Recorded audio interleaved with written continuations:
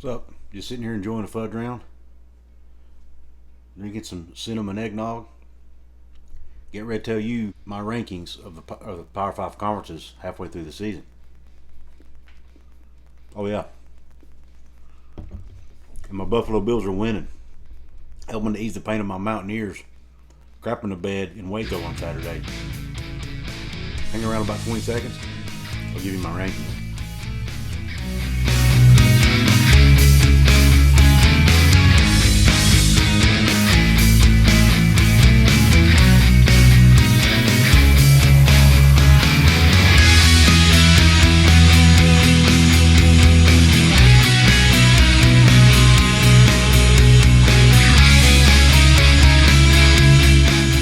What's up, college football fans and fellow members of Mountaineer Nation?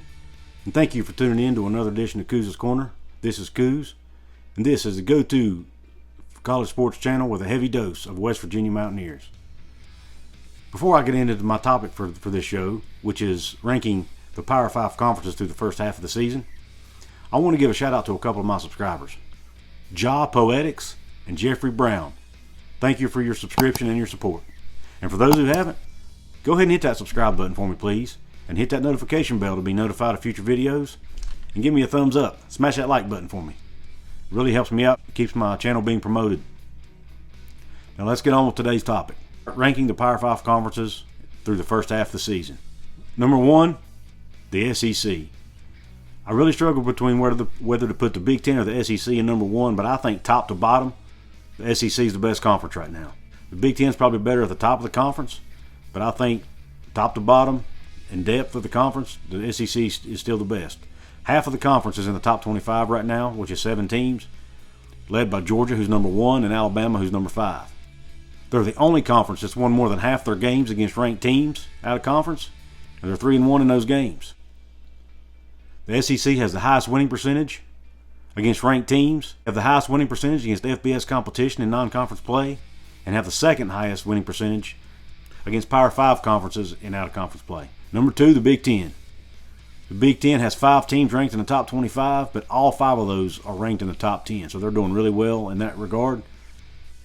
But once you get outside of those 5 teams, the Big Ten isn't as good, so that's the reason I put them behind the SEC. They have the most non-conference Power 5 wins with 9. That's more than any of the other Power 5 conferences.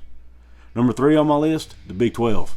The Big 12 has the overall highest winning percentage in non-conference games with 85% win percentage. They have the second highest win percentage against FBS opponents with a 78% winning percentage, although they have only played 7 of those games, and they have a 4-3 record. There's 3 Big 12 teams ranked in the top 25, with the highest one being Oklahoma, who sits at number 4.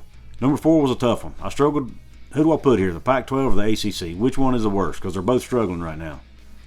But I picked the Pac-12 for the simple reason that they have Oregon, who's ranked number 9 in the country, who's a top 10 team, and have arguably the best win of any non-conference game this year with their victory over Ohio State. Because of that, I gave Pac-12 the edge here. Some other notable stats. The Pac-12 is only 3-9 against Power 5 non-conference opponents. They're 9-14 against all FBS opponents out of conference, and they have only 2 teams ranked in the top 25. Other than Oregon, they have Arizona State, who sits at number 18. And last and least, the ACC. The ACC only has 2 teams ranked, and neither one of those teams are in the top 15. They're Wake Forest at number 16 and North Carolina State at number 22. They are the only Power 5 conference team without a win against a ranked opponent in non-conference play. They're 0-3 in those games, and their overall record against Power 5 competition is 3-8. So there you have it. My rankings of the Power 5 conferences through the first half of the season. Let me know what you think.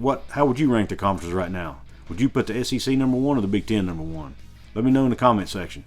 And if you haven't yet, please subscribe, hit that like button. Thanks for tuning in to Couz's Corner. Until next time.